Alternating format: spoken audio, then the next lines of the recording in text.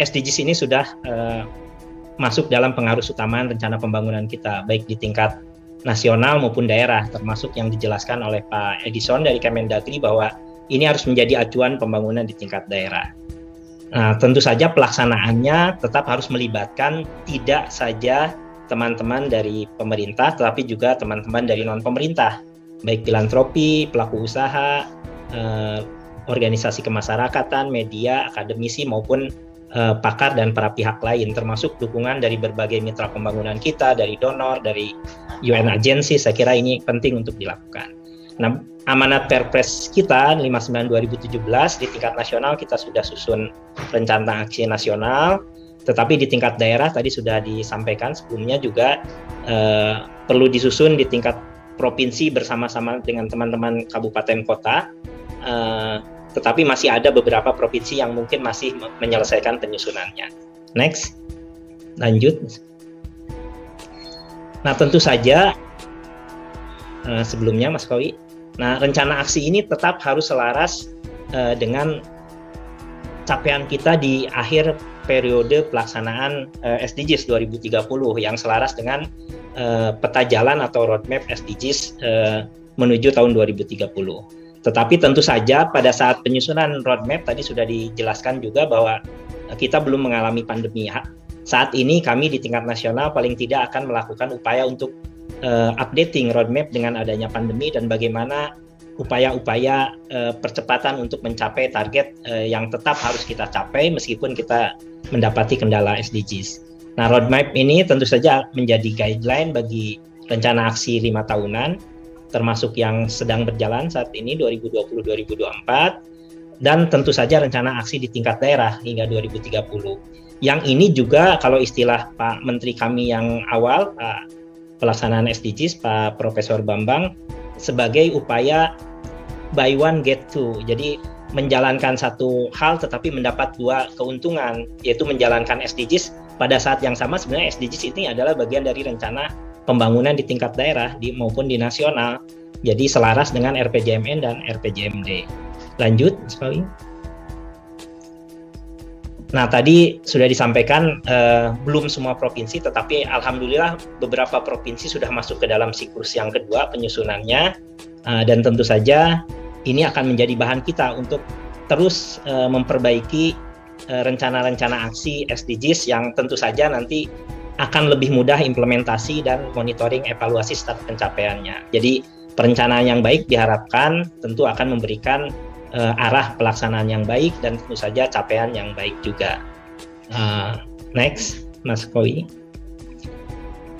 Nah, pelaksanaan dari mulai penyusunan hingga nanti implementasi dan pada titik pelaporan, paling tidak kita juga sudah punya partner untuk berkolaborasi, salah satunya dari SDG Center yang tentu saja memiliki knowledge, dan saya selalu istilahkan teman-teman di SDG Center karena sebagian besar adalah di perguruan tinggi dan kalaupun di luar perguruan tinggi adalah para expert, mereka memiliki tipikal fast learner, jadi belajar dengan cepat, kemudian juga knowledge stock, memiliki pengetahuan yang cukup dan memiliki sumber daya yang cukup untuk mendampingi kita dalam pelaksanaan SDGs. Nah, kita bisa manfaatkan. Hari ini sudah terbentuk 26 SDG Center di berbagai perguruan tinggi, dan kami kemarin bahkan sudah berkomunikasi dengan tambahan dari UM-nya ya, Universitas Muhammadiyah Yogyakarta, yang mengatakan sudah mendirikan juga SDG Center. Tapi tentu saja secara formal nanti kita akan dapatkan formalitasnya sehingga bisa menambah jumlah SDG Center di Indonesia. Lanjut. Nah, ini mungkin yang agak panjang mengenai teknis penyusunan rencana aksi. Sebenarnya rencana aksi ini pada periode Perpres 59/2017 ditetapkan, kami sudah meluncurkan namanya pedoman penyusunan rencana aksi SDGs yang mencakup rencana aksi di tingkat nasional dan daerah yang berbasis pada metadata edisi 1, sehingga petunjuk pelaksanaannya juga kita sebut saja sebagai edisi 1 petunjuk penyusunan rencana aksi nasional dan daerah. Nah, setelah ada metadata 2 yang sudah disampaikan tadi di sesi 1 oleh Pak Sanjoyo, Pak Gancang, dan teman-teman yang lain, kita sudah memiliki pedoman penyusunan rencana aksi baik daerah maupun nasional yang edisi 2, yang tentu saja perbedaannya yang pertama secara eksplisit terkait dengan updating indikatornya. Jadi indikator yang harus dicapai seperti apa saja mengikuti metadata edisi 2 yang makin selaras dengan indikator di global. Kemudian yang kedua, men-split antara matrik non-pemerintah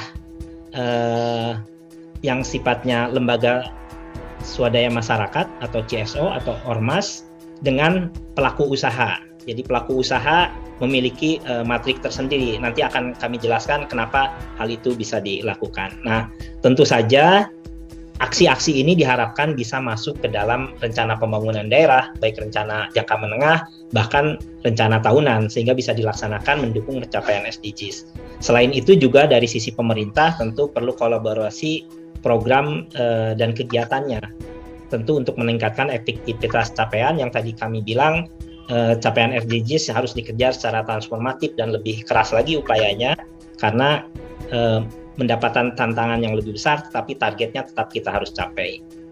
Saya kira berbagai kolaborasi antar pihak, baik pemerintah dan pemerintah di tingkat provinsi, kabupaten, kota, ini akan menjadi modal kita untuk mencapai atau menyusun paling tidak di tahap awal rencana aksi SDGs, dan tentu saja akan menjadi pedoman kita untuk implementasinya sehingga pencapaian SDGs bisa lebih baik di tingkat daerah.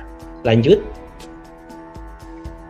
Ini tahapan yang umum ada dalam pedoman teknis kami.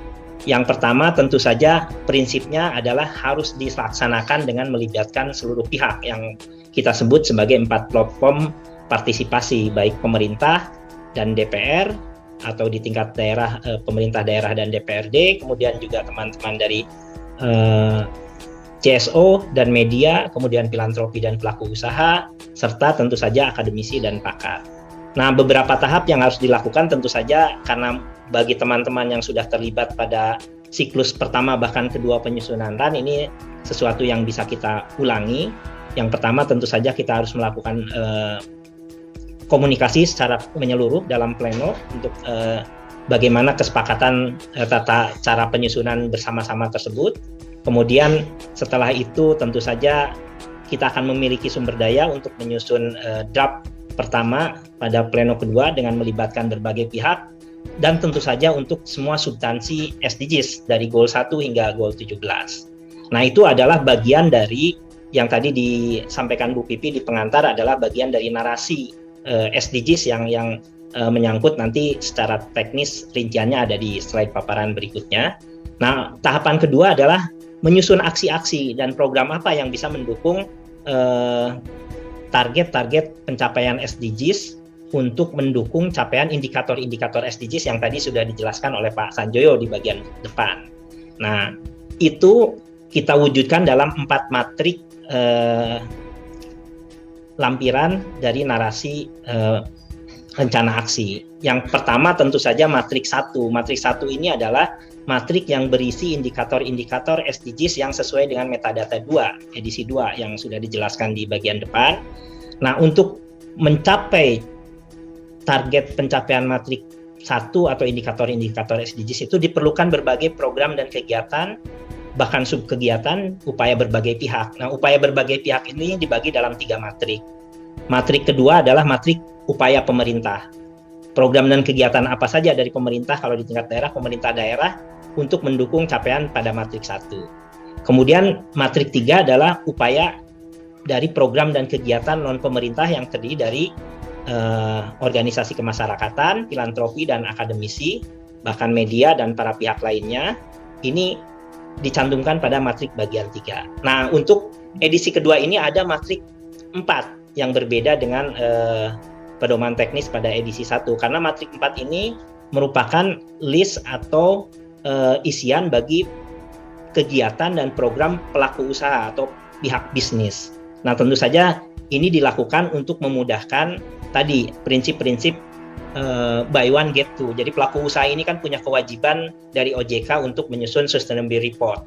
Sustainability report ini tentu supaya sekali mengisi sesuai dengan matrik SDGs, ini akan selaras dengan matrik 4. Nah, kemudian setelah itu terisi, maka harus dilakukan proses diskusi untuk pencapaian targetnya seperti apa, kebijakan seperti apa, program kegiatannya yang disepakati seperti apa, sehingga nanti masuk pada tahap finalisasi yang dipublikasi secara offline maupun online kepada para pihak, supaya bisa mendapat masukan yang lebih luas dan disepakati oleh berbagai pihak secara deliberatif, secara kebersamaan, sehingga ini akan bisa menjadi milik kita bersama. Tadi Mbak Ana sudah menyampaikan bagaimana melibatkan para pihak di luar pemerintah misalnya.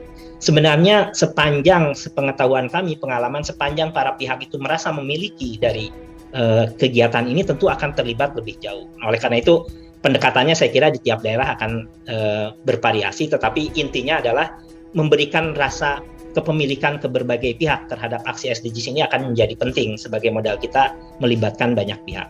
Lanjut Mas Kowi. Next. Nah, tadi juga sudah disinggung oleh Pak Edison bahwa secara real sebenarnya banyak sekali rencana aksi di luar SDGs.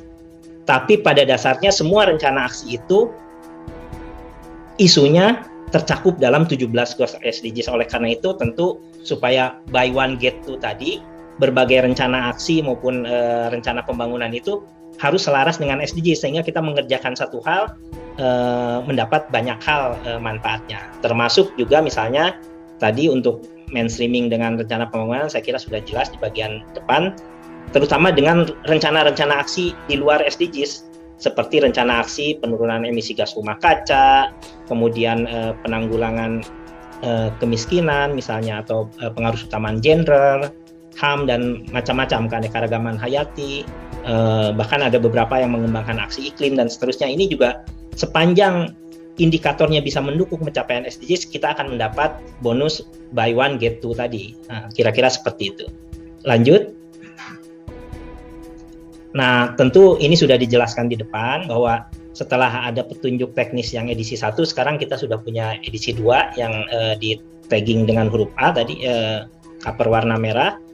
Tentu saja ini untuk menyusunnya. Nah, untuk substansi yang harus disusun itu mengacu pada yang C ini. Yang C adalah metadata baik di pilar sosial, ekonomi, lingkungan maupun hukum dan tata kelola. Nah, kalau ini sudah disusun dengan baik dengan teknis yang seperti itu, nanti pada saat implementasi dan akan dimonitoring, kita bisa merujuk pada dokumen yang B ini, pedoman monitoring dan evaluasi yang juga edisi 2, menyesuaikan dengan penyusunan edisi 2 dan metadata indikator edisi 2. Lanjut.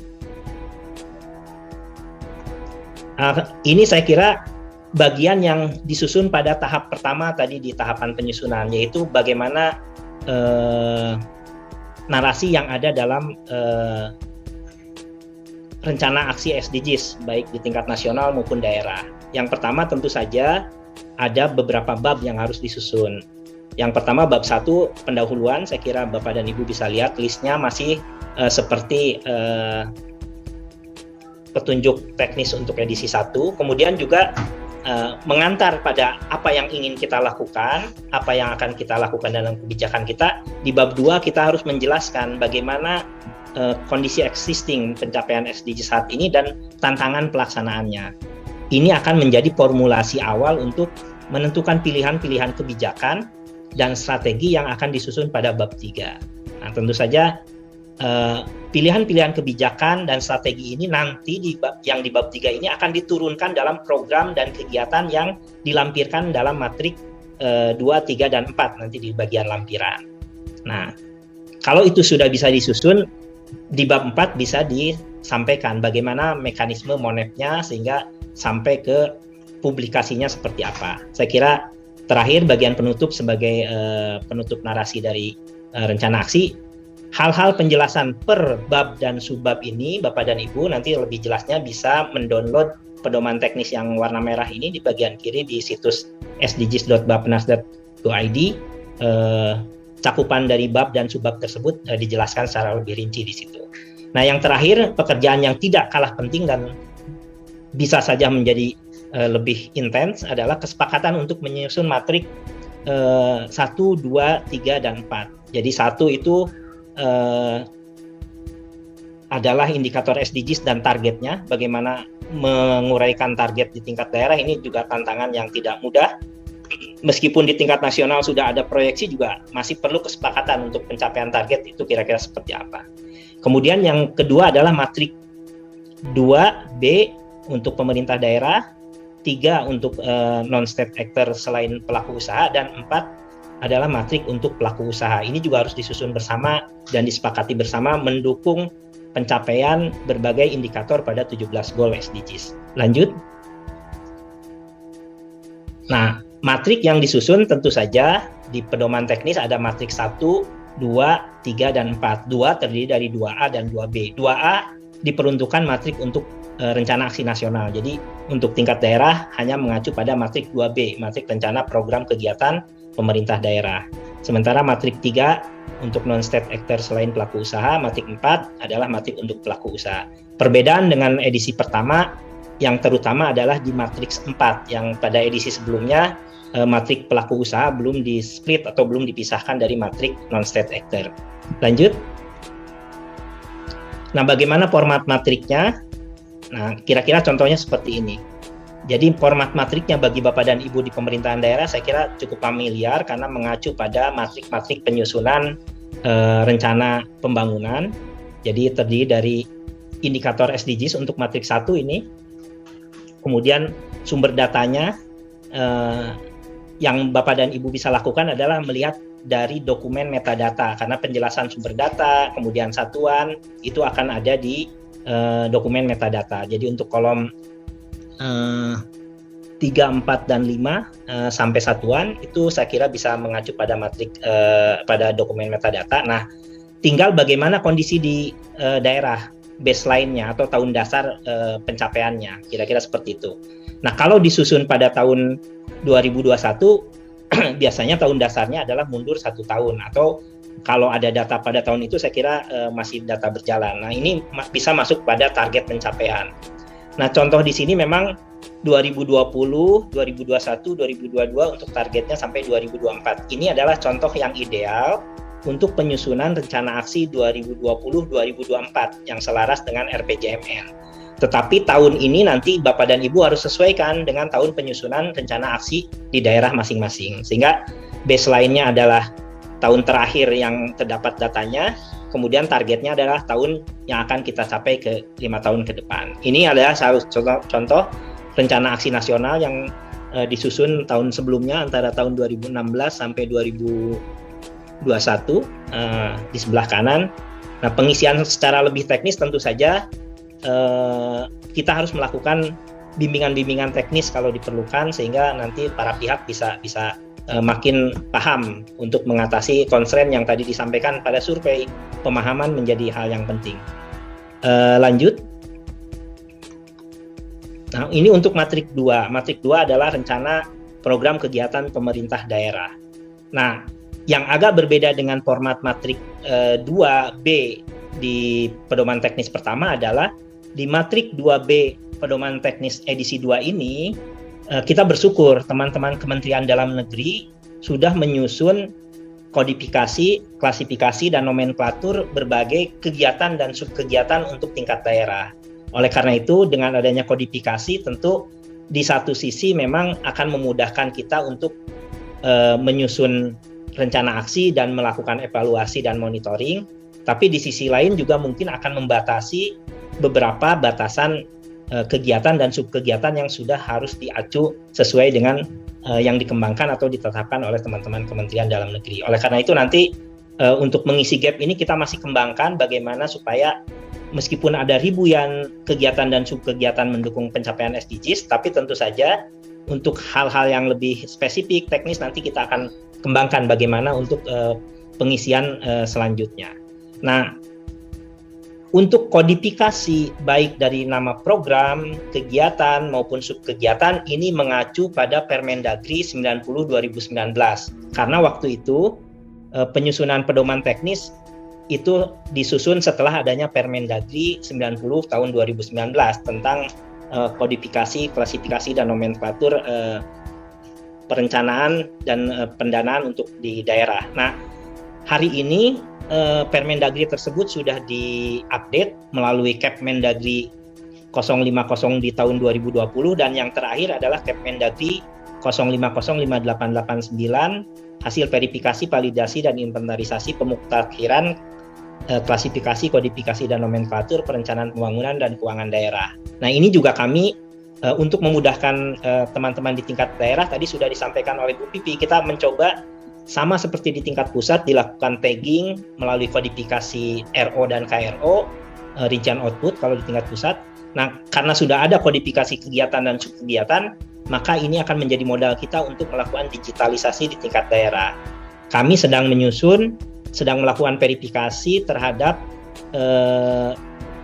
berbagai kegiatan dan subkegiatan yang ada dalam Kepmendagri 0505889 dan akan mentransfernya ke dalam bentuk database sederhana, sehingga teman-teman di daerah nanti akan mudah tinggal mencocokkan indikatornya, kegiatan apa saja pilihan yang bisa mendukung itu. Nah, kemudian untuk satuan, saya kira juga ini mengacu dari kegiatan dan subkegiatannya. Nah, untuk Kepmendagri 0505889 ini kebetulan juga teman-teman Kepmendagri, Kementerian Dalam Negeri, kita bersyukur sudah mencantumkan kinerja dan indikator serta satuannya, sehingga bisa memudahkan untuk penyusunan ke depan. Ini update dari tahun 2020. Kemudian untuk yang target tahunan sama seperti tadi, jadi tahunnya menyesuaikan dengan penyusunan tahun RAD, kemudian juga indikatif alokasi untuk 5 tahunannya, kemudian sumber pendananya, kemudian diharapkan juga dimasukkan lokasi serta instansi pelaksananya. Saya kira ini contoh matrik 2B yang sudah pernah disusun sebelumnya, ada di bagian bawah. Nah, sumber-sumber pendanaan tentu saja dari APBD, DAU di catatan nomor 5 di bawah, dari berbagai sumber yang sah dan tidak mengikat sebagai tambahannya. Kemudian next untuk matrik berikutnya. Nah, untuk format 3 yang non pemerintah tetapi bukan pelaku usaha, masuk pada matrik yang relatif sama dengan pedoman teknis sebelumnya. Intinya memetakan apa program, kegiatan, dan output dari kegiatan masing-masing pihak tersebut. Jadi kalau di pemerintah tadi sudah ada nomenklatur yang jelas, kegiatan dan subkegiatan. Untuk non pemerintah kita gunakan istilah kegiatan dan output karena mungkin kegiatannya bervariasi, kemudian outputnya bervariasi, dan tidak melakukan kodifikasi untuk saat ini karena tentu saja akan sangat bervariasi jenis kegiatan dan outputnya. Ini sama juga untuk teman-teman non pemerintah, nanti bisa disampaikan oleh Bapak dan Ibu sekalian, programnya apa, kemudian kegiatannya apa, output kegiatannya apa. Output kegiatan tersebut tentu punya satuan yang harus diisi, misalnya kegiatan jumlah laporan yang disusun misalnya. Nah, tentu satuannya adalah dalam bentuk dokumen. Kemudian tahun targetnya juga menyesuaikan dengan target pada saat disusun. Nah, ini pertanyaan tadi dari Ibu Bu Suci kalau tidak salah, dari Sulteng. Bagaimana dengan pendanaannya? Nah, untuk yang non pemerintah sudah dijawab Pak Budi bahwa sumber pendanaan maupun jumlah pendanaannya masih bersifat voluntary. Bagi yang merasa masih sensitif, kita tidak bisa memaksakan, tetapi paling tidak kita sudah dapatkan apa saja kegiatan yang dilakukan oleh teman-teman non pemerintah. Jika anggaran bisa dimasukkan, itu akan jauh lebih baik karena kita akan bisa mengkalkulasi gap anggaran untuk pendanaan SDGs kira-kira seperti apa. Nah, kemudian juga ada isian lokasi, tentu ini untuk memudahkan pencapaian resource maupun pemetaan pelaksanaannya serta institusi pelaksananya. Kemudian contoh matriknya saya kira ada di bagian bawah juga dan ternyata juga bisa diisi oleh teman-teman non-state actor dengan catatan kalau di pemerintah setiap tahun tentu selalu harus ada kegiatan dan subkegiatan. Tetapi di non pemerintah mungkin saja ada tahun-tahun yang kosong.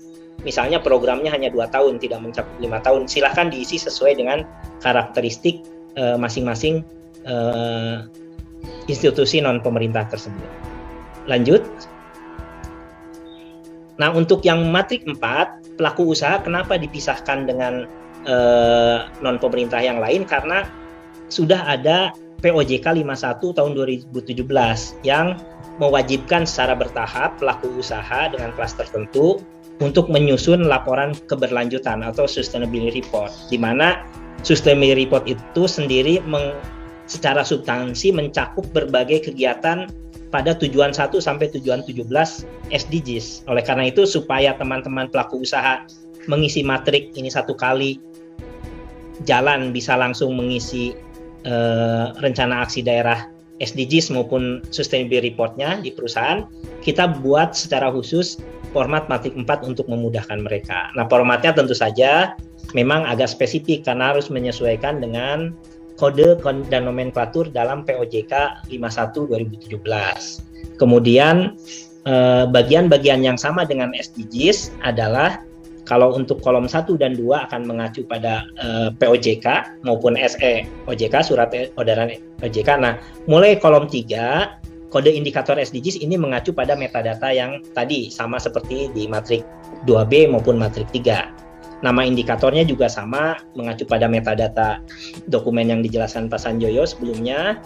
Kemudian urutan adalah nomor urut saja, kemudian kegiatannya seperti apa dan indikatornya seperti apa. Nah, serta satuan sama seperti penyusunan matrik di matrik 3. Karena bersifat perusahaan, jika memungkinkan ada jangka waktunya, sehingga nanti pengisian targetnya juga akan menyesuaikan apakah 2 tahunan, 5 tahunan, menengah, panjang, dan seterusnya.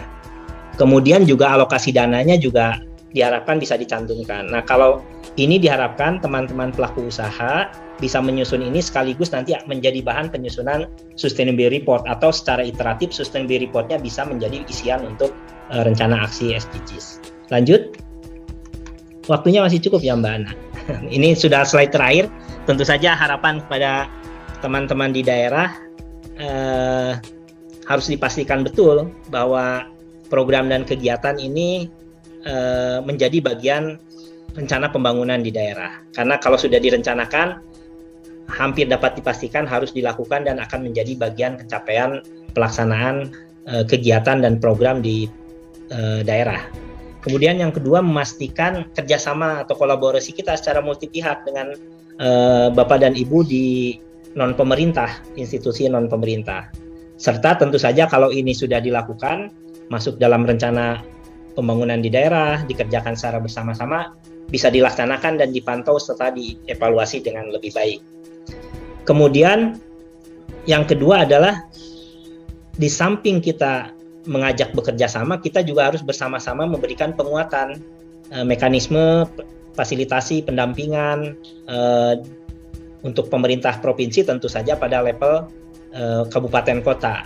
Karena teman-teman kabupaten kota, tadi istilah Mbak Ana getok tular, kalau sampai di provinsi harusnya kita berbagi beban untuk menyampaikan ke teman-teman kabupaten kota. Karena kami di Seknas ini selalu memberikan ilustrasi yang kalaupun misalnya kami harus tidak di masa pandemi katakanlah, harus mendampingi 1 hari di satu provinsi saja, maka dalam setahun perlu 30 hari lebih untuk keliling provinsi. Apalagi kalau misalnya harus mendampingi tiap kabupaten kota yang ada sekitar 514 kabupaten kota. Dalam setahun keliling 1 hari 1 kabupaten kota nggak akan selesai, saya kira. Even hari Sabtu Minggu kita gunakan gitu, karena 1 tahun kan 300-an hari, sementara kabupaten kota. Nah, berbagi peran dengan pemerintah provinsi ini akan sangat penting. Kemudian penyediaan data. Nah, tadi penyediaan data di sesi sebelumnya sudah disampaikan, berbagai upaya di tingkat pusat, tentu upaya-upaya di tingkat daerah juga bekerja sama dengan BPS daerah maupun berbagai data yang berbasis sektoral yang berasal dari dinas di lingkungan pemerintah daerah diharapkan bisa mulai diarahkan untuk mendukung pencapaian SDGs. Bahkan mungkin beberapa data yang misalnya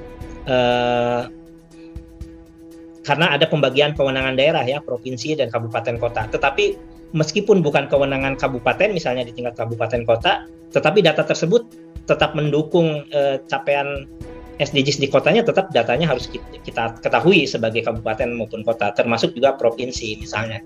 Misalnya data untuk kehutanan, sepengetahuan kami kan sudah menjadi kewenangan di tingkat provinsi, tapi bukan berarti kabupaten kota yang punya hutan tidak tahu data hutan di kotanya misalnya, kira-kira, atau di kabupatennya, kira-kira seperti itu. Kemudian tentu saja